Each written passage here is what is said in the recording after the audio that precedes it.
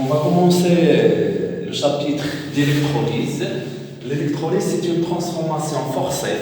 Elle est forcée par un générateur qui impose le sens du courant électrique et ainsi le sens des électrons. Alors, s'il vous plaît, suivez, c'est-à-dire, il est forcé par un générateur qui va donner le sens de I, le sens du courant électrique du pôle positif au pôle négatif à l'extérieur du générateur et ainsi le sens des électrons.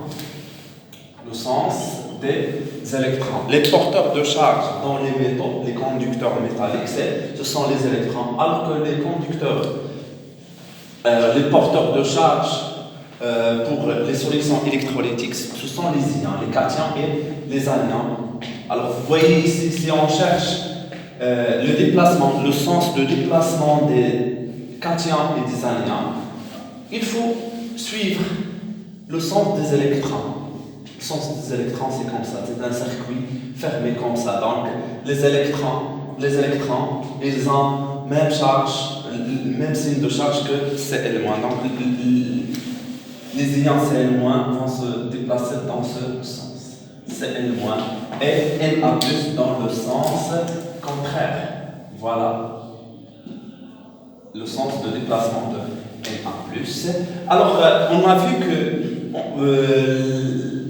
l'anode, c'est l'électrode qui est liée au pôle positif du générateur. L'anode est l'électrode liée au pôle positif du générateur, alors que la cathode est le pôle lié et l'électrode liée au pôle négatif. Alors, au voisinage de l'anode, on a une oxydation anodique.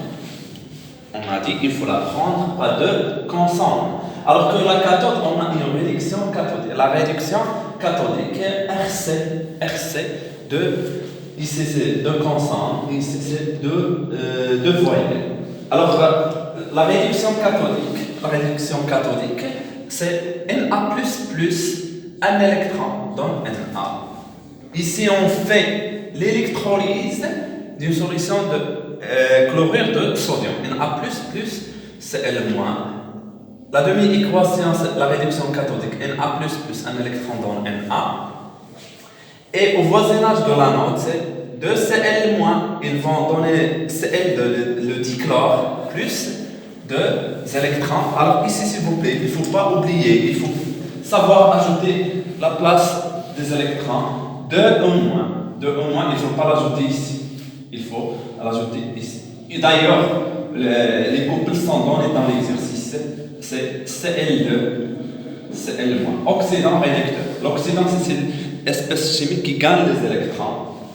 Ici, le couple, il est facile, c'est Na++ Na. C'est-à-dire, les données, ils sont là. Donc, je dois mettre les électrons au voisinage de Na+.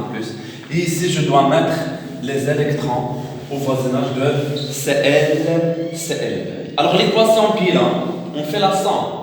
Ça plus ça, ils vont donner l'équation bilan, mais il faut faire attention, on a ici un électron, ici 2 électrons, il faut multiplier ici par 2. Alors on a une seule équation Q égale à NE fois F égale à I fois delta T. Et ici, dans cette équation, Q c'est 2x fois F égale à I fois delta T. Donc X égale à I fois delta T divisé par 2F. Donc X, de façon générale, X toujours I fois delta T divisé par alpha fois F. Avec alpha, c'est le nombre d'électrons échangés. Avec alpha, c'est le nombre d'électrons échangés. Et on va savoir à quoi sert cette relation X.